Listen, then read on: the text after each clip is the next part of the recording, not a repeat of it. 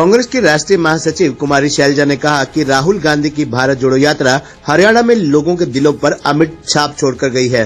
उन्होंने कहा कि देश के इतिहास में शायद ही किसी ने 3000 किलोमीटर तक की पैदल यात्रा की हो। हरियाणा में राहुल गांधी की भारत जोड़ो यात्रा फिरोजपुर झिरका से अम्बाला तक की रही। कुमारी शैलजा आज पीपली रेस्ट हाउस में पत्रकारों से बातचीत कर रही थी। पत्रकारों से बातचीत करते हुए कुमारी शैलजा ने कहा कि राहुल गांधी शांति के दूत बनकर आए हैं। भारत जोड़ो यात्रा में युवा, महिलाएं, बच्चे व बुजुर्ग झंडा लेकर शामिल हुए। आमजन ने महसूस किया कि किसी नेता ने जमीन पर उतरकर उनकी समस्याओं को सुना। आगे भी लोगों को ऐसा नेता चाहिए जो उनकी समस्याओं का हल करे। भारत जोड़ो यात्रा में सभी कांग्रेस कार्यकर्ता साथ मिलकर चले। अब कांग्रेस कार्यकर्ता भारत जोड़ो यात्रा के संदेश को जन जन तक पहुंचाने का काम करेंगे। कांग्रेस नेताओं के आपस में एक साथ होने पर पूछे जाने पर उन्होंने कहा कि हर संगठन में वर्चस्व की लड़ाई होती है। कांग्रेस पार्टी के संगठन बनाने बारे कुमारी शैलजा ने कहा कि संगठन जल्द ही बनेगा और संगठन में काम करने वाले वर्करों को मौका दिया जाएगा। खेल मंत्री पर लगे आरोपों बारे कुमारी शैलजा ने कहा कि एक संवेदनशील मामला है, इसे गंभीरता से लेना चाहिए। निष्पक्ष जांच करवाई जाए और दूध का दूध और पानी का पानी होना चाहिए।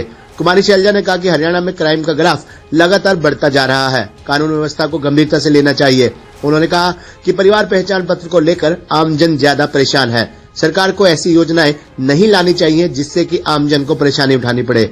इस अवसर पर प्रदेश कांग्रेस कमेटी के पूर्व महासचिव सुरेश यूनिसपुर, प्रदेश कांग्रेस कमेटी के सदस्य सरदार कंवरजीत सिंह प्रिंस व कंवरदीप सैनी, वरिष्ठ कांग्रेस नेता मुलखराज अरोड़ा, कांग्रेस कमेटी के प्रवक्ता लक्ष्मीकांत शर्मा, प्रदेश महिला कांग्रेस की वरिष्ठ उपाध्यक्षा बिमला सरोहा, महिला आयोग की पूर्व सदस्य प्रवेश राणा, सुनील, महिला कांग्रेस की जिला प्रधान निशी गुप्ता व मीना शर्मा, सूर्य प्रताप राठौर, आकाश राणा, सुरेंद्र फौजी सहित कई कार्यकर्ता मौजूद रहे। भारत जोड़ो यात्रा की सफलता के लिए आप सबका जो सहयोग रहा और आपके माध्यम से जिन लाखों लोगों का सहयोग रहा, मैं धन्यवाद करती हूँ दिल की गहराइयों से, क्योंकि राहुल गांधी जी भी जो मकसद लेकर चले हैं वो अपना नहीं, आप लोगों का। फ्रीडम ऑफ प्रेस भी उसमें एक बनता है। लोगों की लड़ाई, लोगों की ज़रूरतें, लोगों की अनदेखी, जो वर्तमान में वातावरण है उसको बदलने के लिए हमारा वातावरण, हमारी संस्कृति दूषित नहीं होनी चाहिए, विचारों से दूषित नहीं होनी चाहिए। उसके लिए राहुल गांधी जी निकले और जब यहाँ से निकल कर गए, आप लोगों का जो समर्थन रहा है वो काबिले तारीफ़ है। हम सब ने देखा, हम सभी लोग जितने यहाँ पर हैं, मैं नहीं समझती कि कोई भी या और भी कितने सारे साथी, ऐसा इतना चलने की आदत भी नहीं थी सबको। कौन इतना 3000 किलोमीटर, मुझे नहीं लगता कि किसी ने आज तक किया होगा। लेकिन उसके बावजूद लोगों का उत्साह, लोगों का सहयोग बहुत रहा और पूरे हरियाणा में मेवात से शुरू करके, फिरोजपुर झिरका से शुरू करके, जब अम्बाला से कल वो निकले हैं, हम सबको लगता है कि वो एक ऐसी अनमिट छाप छोड़ गए हैं हमारे दिलों पर। लोगों के लिए, आने वाली पीढ़ियों के लिए सब लोग याद रखेंगे कि कैसे राहुल गांधी जी यहाँ पर एक संदेश लेकर आए थे, शांति के दूत बनकर आए। और हम सब, हमारा सब का फ़र्ज़ बनता है। मैंने देखा हर जगह कि ना केवल जो हम समझते हैं कि ये पार्टी का कार्यक्रम नहीं था, ये लोगों का कार्यक्रम था। और जगह जगह हमारे लोग भी पूछते रहे, मीडिया के साथी भी, चाहे दूसरी पार्टी के, भारतीय जनता पार्टी के जिनकी आज हुकूमत है, और जो भी लोग, आम जनमानस, युवा, बच्चे ऐसे ले के साथ में भाग रहे थे, दौड़ रहे थे, झंडे लेकर आवाज़ लगाते हुए। और राहुल गांधी जी कैसे किसी को अंदर बुला के, कैसे बच्चे जवान उनके गले लगते थे, महिलाएं, बुज़ुर्ग, सब एक दिल में बात लेकर गए हैं। जो वहाँ पर नहीं भी आ पाए, मीडिया के माध्यम से, सोशल मीडिया के माध्यम से देखा और सभी लोग प्रभावित हुए कि कैसे ये ज़मीन पर उतरकर लोगों से बातचीत कर रहे हैं, उनकी बात सुन रहे हैं, उनके दर्द को समझ रहे हैं। और आगे एक नेता ऐसा चाहिए जो लोगों की बात को समझकर उनकी आवाज़ उठाए। राहुल गांधी जी के रूप में हमें वो शांति का दूत आज के दिन नजर आ रहा है।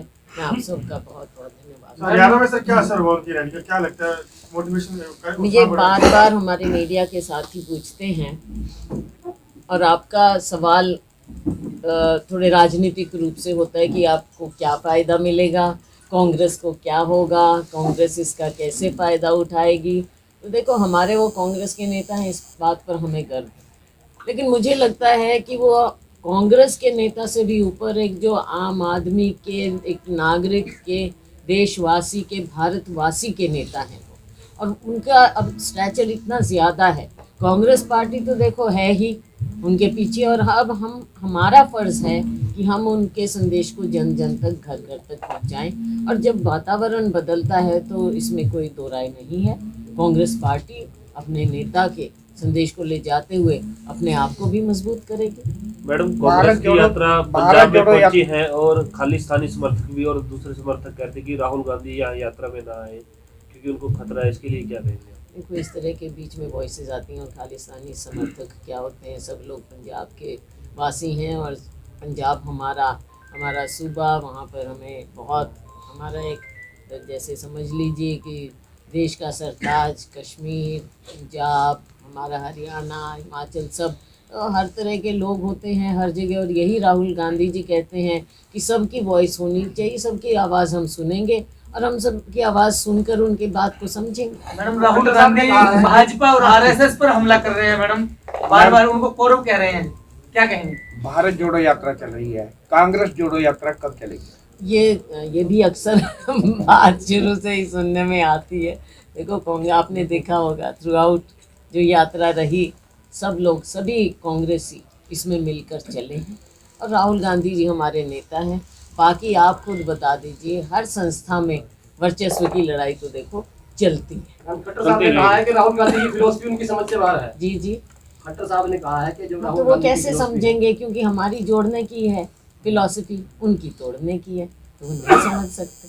मैडम, राहुल भाजपा और आरएसएस को कौरव बता रहे हैं, भाजपा वाले इस चीज को लेके काफी आक्रोशित हैं, दुखी होंगे ना दुखी होंगे, कोई बात नहीं। हमने तो जो पांडवों की लड़ाई थी, देखो वो एक अलग बात है, मिसाल है, और इसमें राहुल गांधी जी की बहुत ज़्यादा नॉलेज है इन चीज़ों की।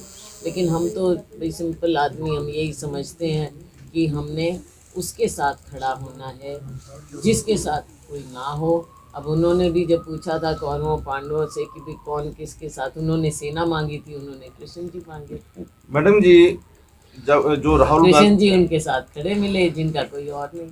मैडम जी, राहुल गांधी जी इन मुद्दों को लेकर चल रहे हैं। अगर हम बात करें तो आप लोगों का शासन पिछले 10 साल भी रहा है, 2014 से पहले वो तमाम चीजें हरियाणा में हमें देखने को मिली है, चाहे क्षेत्रवाद की बात हो, चाहे दलितों पर अत्याचार की बात हो, चाहे जो 2 पूंजीपतियों की जब हम बात करते हैं, उन पूंजीपतियों को भी बड़ी कम दामों में जमीन दी गई हो, तो जनता आप लोगों पर कैसे भरोसा करे कि आगे इस तरह के जो मामले हैं वो देखने को नहीं मिले? देखो कुछ थी शिकायतें पिछली बार, मैं इसे स्वीकार नहीं करूँगी, और हो सकता है मुझे भी कुछ हो ऐसी बातें, लेकिन ये सब कुछ हिस्सा है क्योंकि हमारी बड़ी संस्था है। हमारा नेता राहुल गांधी जी का विजन आज के दिन आप देख लीजिए, राहुल गांधी जी का विजन क्या है, युवाओं के लिए है, सभी के लिए है। और जब वो बात करते हैं कि भाई कुछ लोगों के हाथ में ये नहीं होना चाहिए, ये आम जन के हाथ में भी, देश की जो संपत्ति है वो आम जन के हाथ में भी बंटनी चाहिए, और ख़ास तौर से जो हमारा युवा है उनके लिए राहुल गांधी जी का एक विशेष विजन है। और जो हमारा, आप समझ लीजिए, असहाय है, उसके लिए उनका खास विजन है। उनकी ये सोच है कि जो लोग डिप्राइव्ड हैं या शोषित हैं या जिन्हें मौका नहीं मिला, उनको मौका देने की ज़रूरत है। और समय समय पर देखो, समय बदलता है, जो 10 साल पहले रहा या उससे पहले रहा, उससे अगला बदला, उससे अगला बदला, और आगे जो पहले कमियां रही उससे हमको सीखना पड़ेगा, क्योंकि वरना हमारे हाथ से सत्ता क्यों जाती। हमें सीखना पड़ेगा, आगे वो हम दोबारा से वैसे गलतियां ना करें। मैम, प्रदेश अध्यक्ष की नियुक्ति हुए काफी समय हो गया, 4 कार्यकारी अध्यक्ष भी चुने गए हैं, अभी तक जिला स्तरीय संगठन कहीं भी नहीं बना। होगा आने वाले में, हमें उम्मीद कब होगा? काफी लंबा। देखो मेरे हाथ में हो तो मैं कह दूं कल हो जाए होगा, इस बार तो होना चाहिए, जल्दी होना चाहिए। मैंने खुद इस बात को माना था, पहले माना था, मैं अध्यक्ष रही और मैं अपनी सबसे बड़ी कमजोरी यही मानती थी, मैं अपनी सबसे बड़ी कमज़ोरी यही मानती थी कि संगठन नहीं हम बना पाए, क्योंकि वर्कर आपने देखा इस यात्रा के माध्यम से भी कि हमारे सभी वर्करों ने काम किया है। आज के दिन ओहदेदार तो कोई है ही नहीं, बिना ओहदे के काम कर रहे हैं। तो ये बात नहीं है कि सिर्फ ओहदे के मोहताज हों हमारे वर्कर, उनकी कमिटमेंट है कांग्रेस के प्रति, कांग्रेस के नेतृत्व के प्रति और हमारी आइडियोलॉजी के प्रति। तो उसके साथ ही लोग जुड़े हुए हैं। ओहदे मिलेंगे, ज़रूर मिलेंगे, जो काम करते हैं उनको मिलने चाहिए, और जो समर्पित हैं, कांग्रेस के प्रति समर्पित हैं, उनको मिलने चाहिए। मैम, जो पिछले ओहदे काफी मिलेंगे महीनों- मैडम, जो ओहदे मिलेंगे तो उसमें कुछ कुमारी शैलजा जी का प्रभाव देखने को मिलेगा या? देखो, इसमें ना शैलजा का ना किसी और की बात, मैं तो समझती हूँ कि जो काम करने वाले हमारे वर्कर हैं, शैलजा की क्या लड़ाई है? शैलजा की लड़ाई यही है कि हमारे जेन्युइन वर्कर्स को जगह मिले। ये और तो शैलजा की कौन सी लड़ाई है? शैलजा को कोई अपने परिवार की लड़ाई तो लड़नी नहीं है। मेरे कौन से परिवार की लड़ाई मुझे लड़नी है? मेरे तो कोई परिवार का ऐसे कोई, मेरी लड़ाई तो वर्कर की लड़ाई है, और वर्कर को जगह मिलनी चाहिए। यही बात होती है। इसी को आप गुटबाजी कह देते हो, इसी को आप कुछ कह दो। मैम, हरियाणा में खेल मंत्री संदीप सिंह का मामला चल रहा है, सीएम लगातार प्रोटेक्ट कर रहे हैं उनको, क्या कहेंगे आप? कांग्रेस क्या कर रही है? मामला- विपक्ष है कांग्रेस। क्या बात कर रहे हो? हमने खुद ही इस बात को उठाया, मैंने खुद कहा है। आगे ऐसे क्या नहीं करेंगे? बोलते। मैम, पिछले कई महीनों से इनका चर्चा- जवाब दे, इनका जवाब दे। देखो, बात ये है कि ये बहुत ही संजीदा भी मामला है और संवेदनशील सेंसिटिव मामला है, महिला का मामला है। इसके प्रति सबको संवेदनशीलता रखनी चाहिए। और अगर किसी को ये है कि गलत है, सही है, लेडी ने, अगर किसी लेडी ने कोई बात कही है, उसको गंभीरता से लेना चाहिए, क्योंकि हमारे यहाँ आपने देखा महिला उत्पीड़न के ऐसे मामले सीएम के बहुत बयान की ज़्यादा आते प्रतिक्रिया हैं। मैम, सीएम तो उस पर मैं यही कहूँगी कि अगर कुछ भी है तो आप निष्पक्ष जांच कराओ। आपका कोई मंत्री है या कोई भी है, अगर वो सच्चे साबित होते हैं तो बाद में उनका बहाल करो। लेकिन आज के दिन सिर्फ ये कहना कि एक डिपार्टमेंट से मैं इस्तीफा देता हूँ या मैं एक डिपार्टमेंट छोड़ता हूँ, इस पे तो लोगों को लगता है कि मुख्यमंत्री का अधिकार है डिपार्टमेंट देना। किसी मंत्री, हम भी मंत्री रहे हैं, हमारा अधिकार नहीं होता किसी डिपार्टमेंट पर, मुख्यमंत्री का होता है और वो देते हैं। साफ यहाँ पर नज़र आ रहा है कि प्रोटेक्शन चल रही है। फिर मैं कहती हूँ कि दूध का दूध और पानी का पानी होना चाहिए। संजीदा मामला है, उसको गंभीरता से लेना चाहिए। मैम, जैसे पहले अशोक तंवर पार्टी छोड़ गए, फिर कुलदीप बिश्नोई छोड़ गए, पिछले कई महीनों से चर्चा की किरण चौधरी भी भाजपा में जाने की तैयारी में है, देखो, इस तरह की और बातें इन फैलाई पूरी जा रही भारत जोड़ो यात्रा में उनके बैनर भी कहीं नजर नहीं आए, तो कहाँ कुछ हैं। सच्चाई जगह है? नजर आए, हमें किरण खुद देखे, चौधरी के वो मैम खुद भी कुरुक्षेत्र आए यात्रा में थे कहीं और नजर उस नहीं दिन भी आए। वो बेचारे, किरण उनको चौधरी पता का नहीं किसी पूरे ने धक्का कुरुक्षेत्र मारा जिला या में क्या कोई हुआ, बैनर नहीं कैसे है। हुआ, वो गिर गई और मैं खुद उनको हॉस्पिटल में देख कर, कल उनकी बेटी भी हमारे साथ थी, परसों थे। तो ऐसी कोई बात नहीं, मुझे नहीं लगता, मुझे लगता है फैलाई जाती हैं बातें शरारतपूर्ण। मैम, एक और सवाल था छोटा सा कि जिला परिषद के जो इलेक्शन हुए थे उसमें जो चेयरमैन पर्सन थे उन्होंने कांग्रेस के बैनर के लिए जैसे, लेकिन इस चीज़ को पार्टी ने लिया, गंभीरता से लिया, और हमने शुरुआत की कि कम से कम हम कॉरपोरेशन सिंबल पर लड़ें, और पीछे हुआ भी। उसमें मेरी सोच ये है और हमारे नेतृत्व की भी सोच ये है कि हम नीचे ज़मीन पर कांग्रेस पार्टी को मजबूत करते हैं। इस हिसाब से जब हमारा सिंबल घर घर पर जाता है, हमारा वर्कर मजबूत होता है।